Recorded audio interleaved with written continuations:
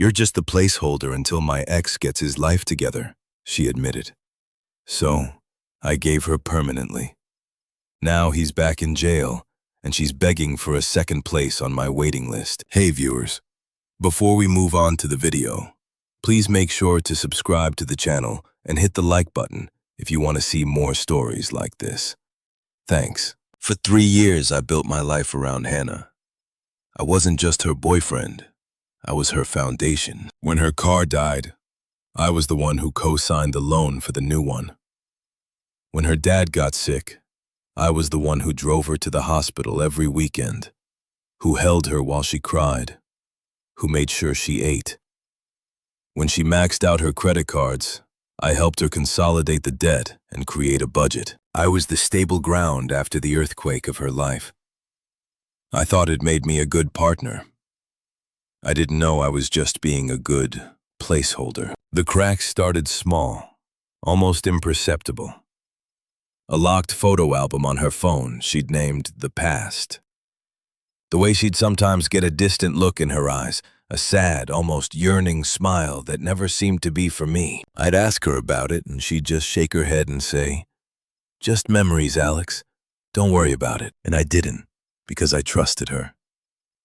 I was an idiot. The real shift happened 2 weeks ago. I was cooking dinner, her favorite chicken parmesan, when she came in, her face pale, staring at her phone. "Jake's out," she said, her voice hollow. I stopped stirring the sauce. Jake. The name was a ghost in our relationship. The ex-boyfriend from before me. The one with the charming smile and the rap sheet. The one who talked her into investing her savings into a scheme that landed him in jail for fraud and left her with nothing. I'd helped her pick up the pieces. Out as in parole? I asked, keeping my voice carefully neutral. As in time served, good behavior. She finally looked at me, and her expression was unreadable. He messaged me. A cold knot tightened in my stomach. "Han, maybe that's not a door you need to reopen. For your own sake." She flinched as if I'd slapped her. "You don't understand what we had. It was complicated." "Stealing your life savings seems pretty straightforward to me," I said, the words slipping out before I could stop them. Her eyes flashed with a defensive fire I hadn't seen in years. "You don't know him. You don't know what he was dealing with. He was lost, and I failed him. I failed him." The words hung in the air between us, suffocating. For 3 years, I thought I was helping her. Now I realized, in her mind, she'd just been biding her time, waiting for a chance to fix things with him. The following days were tense. She was glued to her phone, her thumbs flying across the screen, a small, secretive smile playing on her lips. The smile I used to think was for me. She was distant during our movie nights, distracted when I talked about my day. The foundation I'd so carefully built was turning to sand under my feet. It all came to a head on a rainy Tuesday. She'd been out with the girls, but came home smelling of cheap whiskey and a bar I knew her friends hated. She was volatile, a storm, looking for a place to land. I was cleaning up the kitchen, trying to give her space. "You're always so fucking tidy," she slurred, leaning against the doorway. Everything in its place. So predictable. I put down the sponge. "I'm sorry for cleaning our home, Hannah. See that?" She waved a hand dismissively. "That passive-aggressive nice guy shit? Just once. I wish you'd get mad. Really mad." I took a deep breath, trying to anchor myself. "I'm not going to get mad at you for being drunk. Let's just get you to bed." "I don't want to go to bed," she snapped, her voice cracking. She stumbled into the living room and collapsed on the couch, burying her face in her hands. The performance of the angry drunk was gone, replaced by a raw, desperate misery. I followed, my concern warring with a growing sense of dread. I sat on the edge of the coffee table facing her. "Just talk to me, Han. Whatever it is, we can handle it. We always do. She looked up, her mascara smudged into dark shadows under her eyes. She laughed, a bitter, hollow sound. That's the problem. You're always so stable. So there. It's suffocating. The word hit me like a physical blow. Suffocating. All my support, all my loyalty, was just weight to her. I'm sorry for being reliable, I said, the confusion and hurt breaking through my calm exterior. No, you don't get it, she said, shaking her head as if I were a particularly slow child. With you, it's easy. It's safe. It's like living in a perfectly furnished, temperature-controlled room. But with Jake, she got a faraway look. That same yearning smile from her phone. With Jake, it was real. It was fire. It was messy and painful and glorious. He saw a part of me you'll never even know exists. The room felt like it was tilting. I could hear my own heartbeat in my ears. Jake, the guy who drained your bank account and got arrested. That's your idea of real? Her gaze snapped back to me, and for the first time, all the masks were off. The drunkenness, the volatility, it all crystallized into a cold, terrifying clarity. I've always loved him, she said, her voice low and steady. Every word a precise, calculated stab. I was just waiting for him to get his life together. She paused, letting the cruelty of the statement hang in the air, ensuring I felt its full weight. You were just the placeholder, Alex. A safe place to land until he was out. Placeholder, the word echoed in the silent room, obliterating 3 years in an instant. Every shared laugh, every quiet morning, every sacrifice I'd made, it all dissolved into nothing. I wasn't her partner.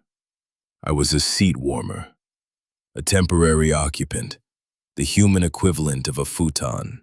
I didn't say a word. I couldn't. There was nothing left to say.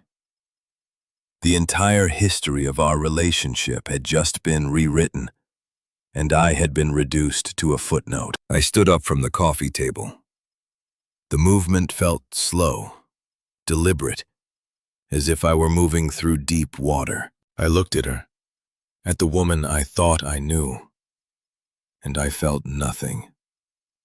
No anger, no sadness, just a cold, vast, and empty silence. I turned and walked toward our bedroom. Our bedroom. The thought was a joke. Ow! Where are you going? She called after me, her voice laced with a sudden, sharp anxiety. She'd expected a fight. She'd expected tears. She'd expected me to beg. My silence was the one thing she hadn't prepared for. I didn't answer. I went to the closet and pulled out my old duffel bag from the top shelf. I moved with a methodical calm I didn't recognize in myself. I packed a week's worth of clothes, my toiletries, my passport, and the small lockbox that held my important documents. I left behind everything she had ever given me. I left behind the life I had built for us. When I walked back into the living room, bag in hand, she was standing, wringing her hands. The cold confidence was gone, replaced by bewildered panic. Where are you going? We need to talk about this, she demanded, her voice shrill. I stopped at the front door and finally looked at her. My expression was blank, a closed door. No, we don't, I said, my voice quiet but absolute. You've said everything. You've been perfectly clear. So that's it. You're just walking away after 3 years? The entitlement in her voice was breathtaking. She had just atomized my entire world, and she was shocked I wasn't sticking around for the fallout. You told me I was a temporary fixture, I said, my hand on the doorknob. Consider my terms served. I opened the door, the cool night air rushing in. I took one last look at her, standing in the ruins of the life I'd built for her. Good luck with the fire, Hannah, I said. I hope you don't get burned. I pulled the door shut behind me. The click of the lock sliding into place was the quietest, most final sound I had ever heard. The numbness held during the drive to the cheap airport hotel. It was a strange, hollow feeling, as if someone had performed an emotional lobotomy. I didn't turn on the radio. I just drove in silence. The only sound, the hum of the tires on wet asphalt and the rhythmic swipe of the wipers. Placeholder. The word had scoured me clean. There was no room for anger or grief, because the very identity that would feel those things had been declared null and void. The hotel room was beige and sterile.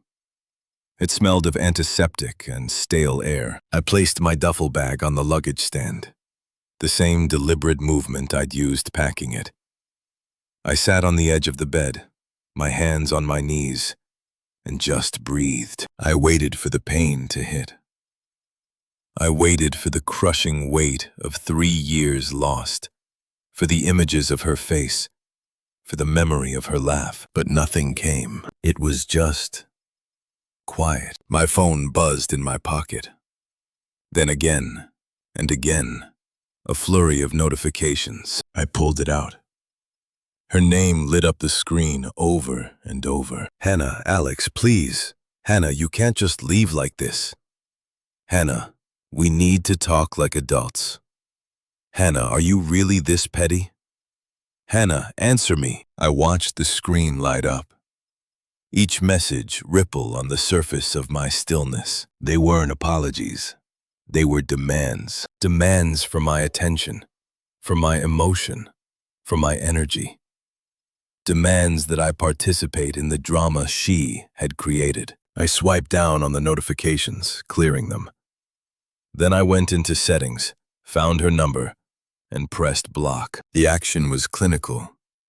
Final. It felt better than any angry text I could have sent. The next morning, I woke up at 6 a.m., my usual time. The silence in the hotel room was different. It wasn't empty. It was peaceful. I went for a run. I answered work emails. I found a real estate website and started looking at apartments. My life had become a simple, linear series of tasks.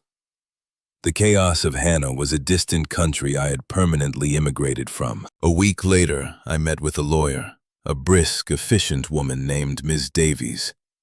I explained the situation in simple, unemotional terms. We cohabitate for 3 years. We have a shared lease, a shared car loan for which I am the co-signer, and some shared utilities.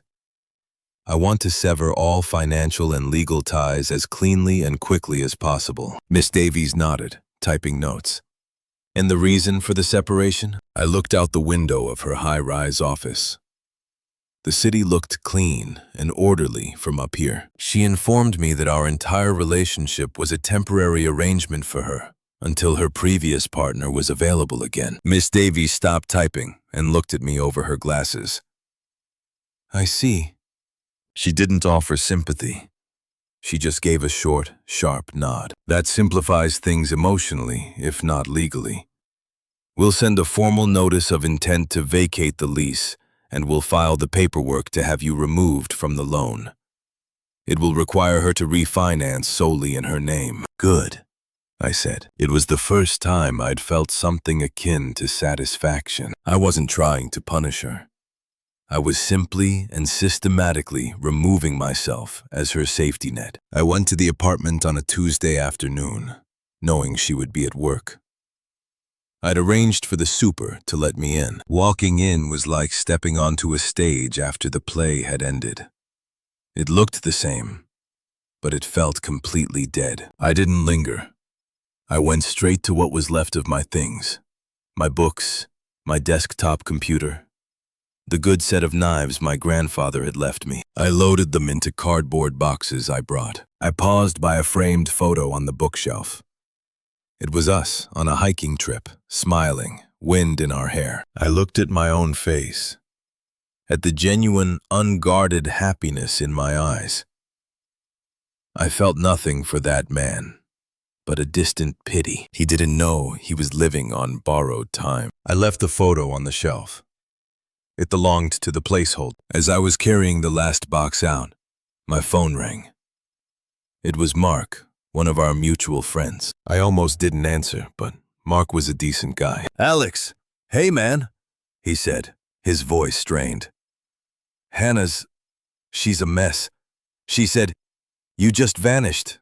What's going on?" I put the box down in the hallway and closed the apartment door for the last time. She told me verbatim that I was just a placeholder until her ex-con boyfriend got out of jail.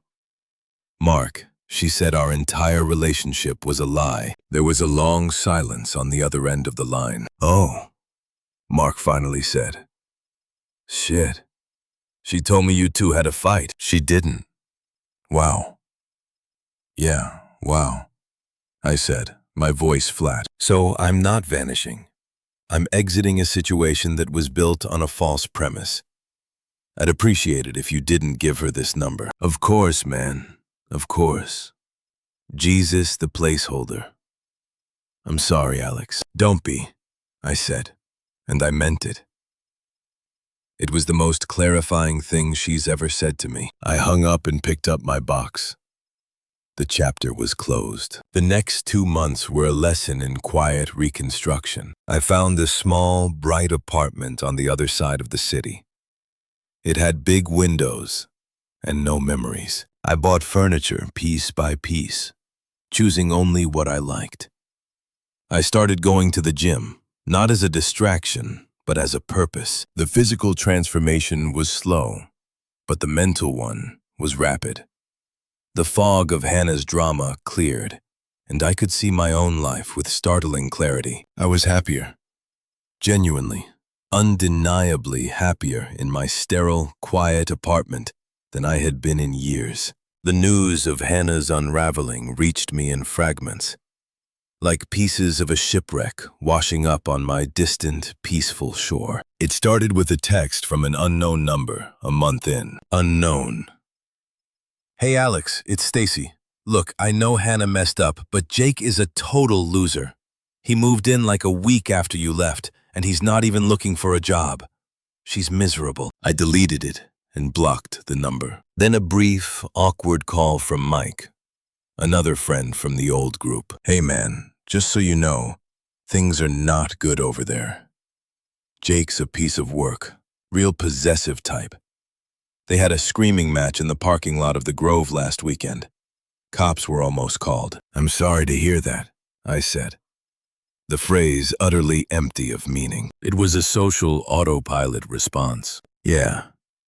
Anyway, we're all getting kind of sick of his drama. Take care, Alex." Click. The final, most satisfying piece of karma came via a Google alert I'd set up long ago, back when I was helping Hannah with her case against him. I'd forgotten about it. The email popped up in my inbox with the subject, "New result for Jake Morrow." I clicked it. It was a local news brief from the police blotter. Arrested on charges of violating parole and attempted burglary. Jake Morrow, 31, was taken into custody after a failed break-in at a construction site on Elm Avenue. A female accomplice identified as Hannah R. was questioned and released pending further investigation. Police seized items from their shared residence. I leaned back in my chair. So the fire she'd chosen over my suffocating stability had burned her, just as I'd coldly predicted. Jake was back where he belonged, and Hannah had been dragged down with him, questioned and released. I could only imagine the humiliation. The police in her apartment, seizing things. The neighbors, watching. The perfect dramatic end to her tragic romance. My phone vibrated, pulling me from the thought. It was her again, from another new number. This time, it was a voicemail. I almost deleted it, but a detached sense of curiosity made me press play. Her voice was a ragged, hysterical shriek, stripped of all its former calculated charm. "I can't believe you. I am in real trouble here. My life is falling apart, and you're just sitting there feeling smug. Jake's back in jail. The police took my laptop. My landlord is threatening to evict me. I admit I messed up. But you're supposed to be the better person. You're supposed to help. Call me back. The message ended. I stared at the phone. There it was. The unvarnished truth of her character. Not an apology for the 3-year con she'd pulled on me. Not a shred of self-awareness. Just a furious, screaming demand that I, the man she had called a placeholder, fixed the consequences of her own choices. She still saw me as a function, a tool. The better person was just another role she expected me to play for her benefit. I deleted the voicemail. Then I blocked the new number. I looked around my new apartment. The evening sun was streaming through the big windows, illuminating the clean, sparse space. It was quiet. It was mine. I felt nothing for Hannah, but a faint anthropological interest. Her desperation was just noise. The silence in my new life was my own, and it was golden. The silence after her screaming voicemail was a victory. It was the sound of a door not just closed, but bricked over. I had built a new life, a fortress of calm, and her chaos was now outside the walls, barely a whisper on the wind. But Hannah had never been good at respecting boundaries. The attempts began again, each one a more transparent and pathetic grasp at the lever of my guilt. The first was an email. It landed in my promotions folder, its subject line a masterclass in manipulation. I'm broken. Alex, I know you hate me. I know I don't deserve your kindness, but I'm so lost. Jake is gone, probably for years. The landlord is evicting me because of the police thing. I have nowhere to go. I'm staying in a motel that smells like bleach and failure. And I can't stop thinking about how I threw away the only good thing I ever had. You were never just a placeholder. I was scared, and I said a terrible, stupid thing to push you away, because I didn't feel worthy of you. The truth is, I've always loved you. I was just too broken to see it. Please, can you just meet me? I need to see your face. I need to know there's still some good left in the world. Yours always, Hannah. I read it once. Then I selected the email and clicked the trash icon. It wasn't even a difficult decision. The letter was a tapestry of lies woven from self-pity. I didn't feel worthy. She had felt perfectly worthy when she was using my credit card. I've always loved you. The ghost of Jake would beg to differ. She wasn't reaching out to me. She was reaching out to the stability I represented, the safety net she now found herself desperately needing. A week later, my phone rang with a number from our old area code. I let it go to voicemail. An hour later, a message appeared. It was from her friend Stacy, the flying monkey. I listened, my expression blank. Alex, said Stacy. Look, I get it. You're hurt. But Hannah is literally destroying herself. She's lost everything. That animal Jake left her with nothing but a court date and a broken spirit. You were always the good one, the responsible one. You can't just abandon her now.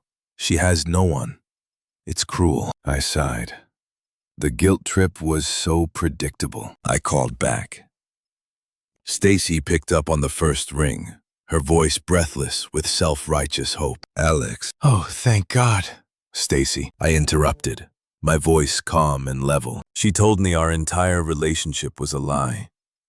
Abandoning her implies I had a responsibility to stay. I didn't. But she's learned her lesson, Stacy pleaded, her tone turning sharp. She's been punished enough, don't you think? So you're going to be a petty bullshit about it and let her be homeless? I didn't rise to the bait. I'm not being petty. I'm being absent.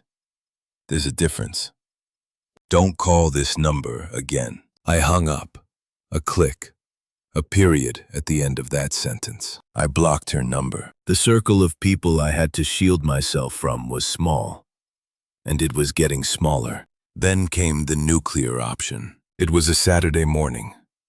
I was making coffee, the sun streaming into my new kitchen. My work phone, The number of which I'd been forced to change after her previous voicemail buzzed on the counter.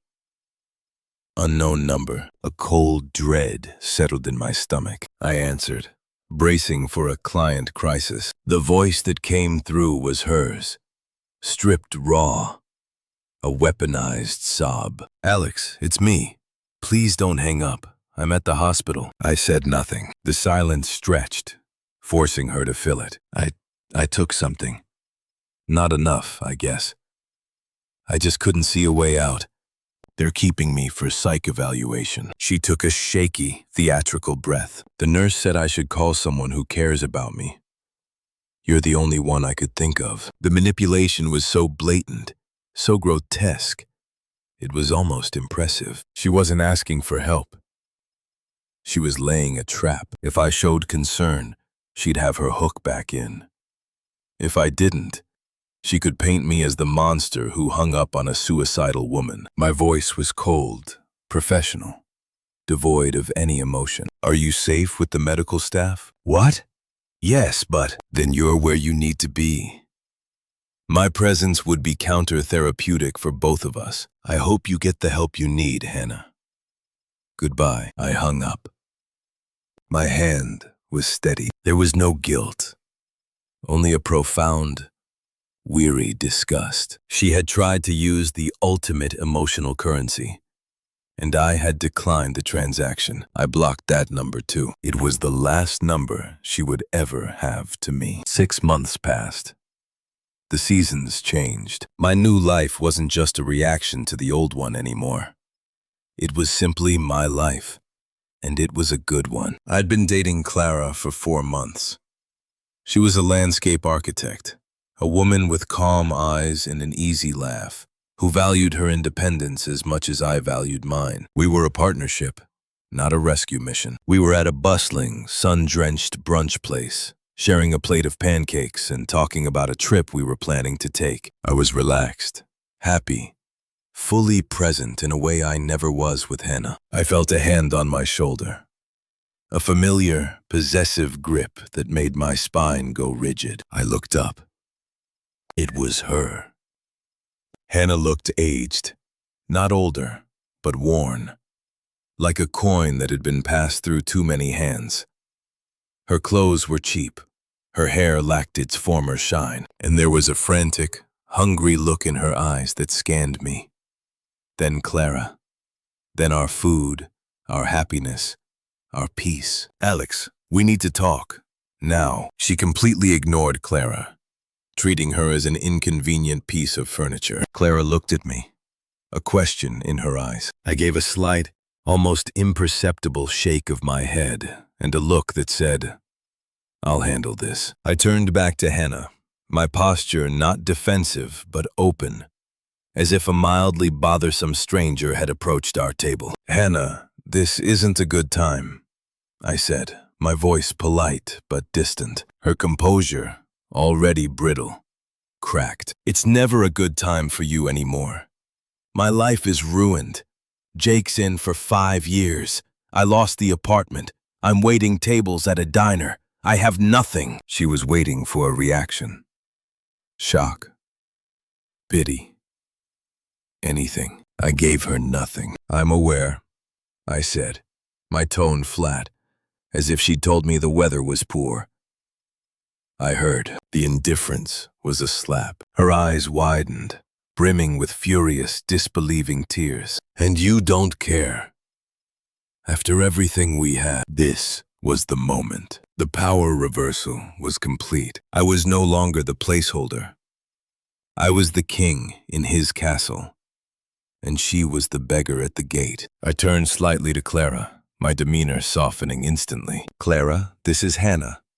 Hannah, this is Clara." The introduction was deliberate, polite, and utterly devastating. It formally acknowledged her existence, while simultaneously demonstrating her absolute irrelevance to my current world. Hannah stared, her jaw slack. She looked between us, at our joined hands on the table, at the simple intimacy of the scene. "So this is it," she whispered, her voice trembling with a fresh wave of outrage.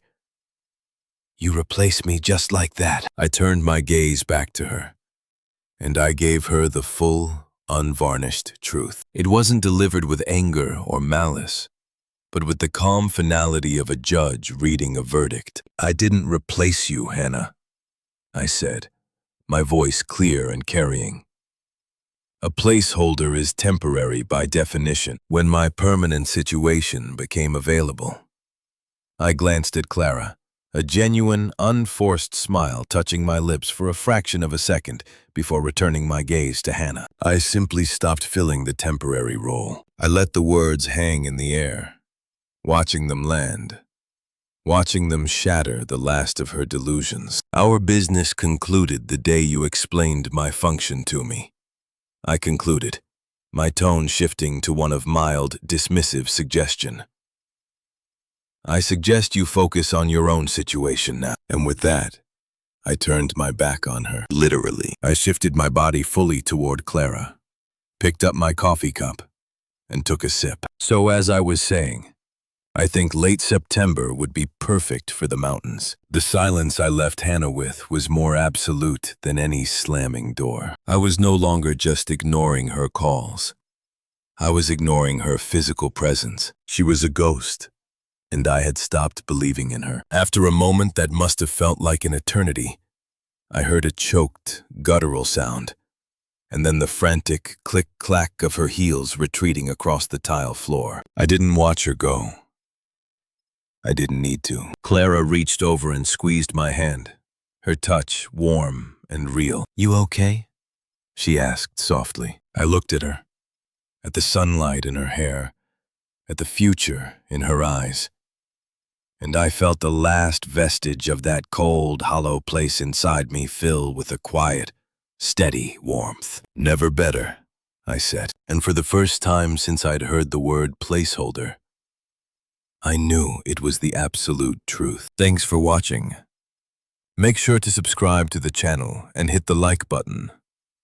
What do you think about this story?